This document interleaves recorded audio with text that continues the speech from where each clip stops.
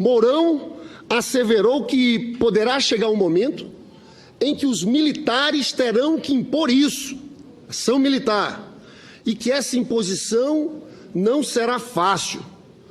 Segundo eles, seus companheiros do alto comando do Exército avaliam que ainda não é o momento para ação, mas ela poderá ocorrer após aproximações sucessivas. Continua o general Mourão. O general afirmou ainda: então, se tiver que haver, haverá, no caso, ação militar. Mas hoje nós consideramos que as aproximações sucessivas terão que ser feitas. Ora, estamos tratando aqui de um fato gravíssimo, uma clara violação não apenas aos regulamentos militares, mas, sobretudo, à Constituição do Brasil. Queria cumprimentá-lo por trazer o tema a debate no plenário do Senado nesta tarde, senador Lindbergh, porque casualmente Vossa Excelência e eu estávamos presentes quando o general comandante do Exército, general Eduardo Vilas Boas Correia, com todas as letras, mais de uma vez repetiu que fora da Constituição não há atalho e que o papel das Forças Armadas é pela legalidade, pela estabilidade, pela legitimidade. Ora, isso é suficiente no meu entendimento que o chefe maior, e ele é comandante, senão seria o general Mourão o comandante, mas não é ele. Quem manda e fala pelo Exército, a única voz a falar pelo Exército é a voz do comandante. E a disciplina militar de caserna, ela pressupõe isso, a disciplina.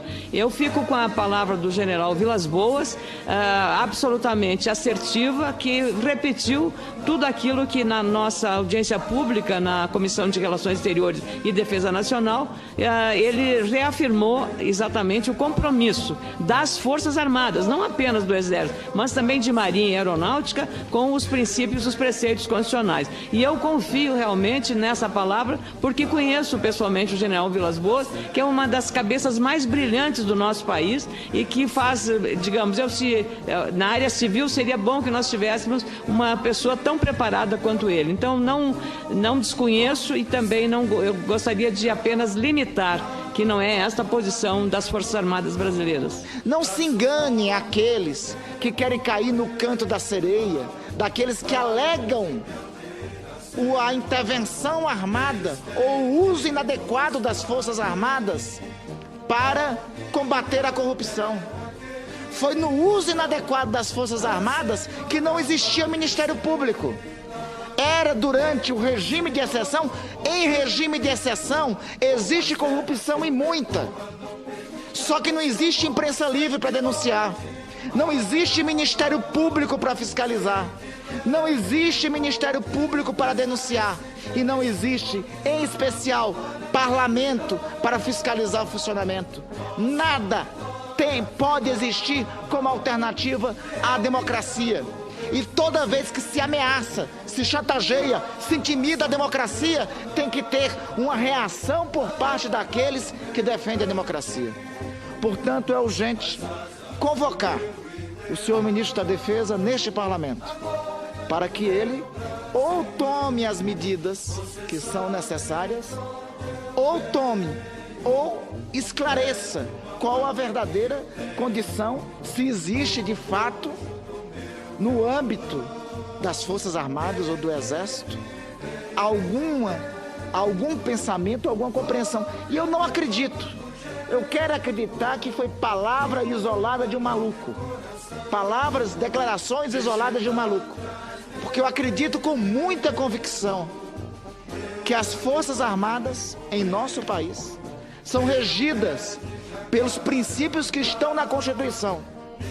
Dizem respeito às garantias do Estado de Direito e que elas se limitam a somente serem acionadas quando algum dos poderes constituídos achar que elas devem ser chamadas. Ou seja, numa única hipótese que está prevista na Constituição, de garantia da lei e da ordem, e não na hipótese, inclusive, aloprada com que o senhor Michel Temer, no caso de manifestações em Brasília, requisitaram o seu uso. Acho que foi muito grave a manifestação de um general 4 estrelas, que já tinha tido um precedente de indisciplina. 2015. De indisciplina, porque qual é o exemplo que vemos? Um general 4 estrelas tem já a responsabilidade por si só de ser um devoto da Constituição. Tem que ter lealdade com a Constituição. E acho que o general, independente, eu não estou fazendo juízo do contexto em que ele falou, mas uma voz de um general 4 estrelas, não sendo leal à Constituição, como não foi a manifestação dele, eu acho que requer uma manifestação mais dura e mais firme. Eu vou na linha do senador Jorge Viana e da senadora Ana Amélia sobre o alto nível de temperança do general Vilas Boas, que teve aqui domínio próprio, mostrou como entende de país, da vida do país, de geopolítica, e eu entendo que ele saberá resolver esse inconveniente que eu lhe digo que com certeza está incomodando muito o Exército Brasileiro, porque nós até agora vimos uma força centrada e muito vou usar uma linguagem coloquial, muito na dela, o Exército está muito na dele. E eu achei assim, eu senti, sinceramente, constrangido de ver um general de alta patente ser infeliz daquela forma. Eu vou dizer infelicidade, porque não coaduna. Nós temos aqui nossas lutas políticas, o Brasil passa por suas crises, mas não está nem de longe de nós termos pensar em ruptura, porque nós estamos resolvendo nossos problemas. Nós temos a capacidade, nossas instituições têm a capacidade de resolver os nossos problemas. Então,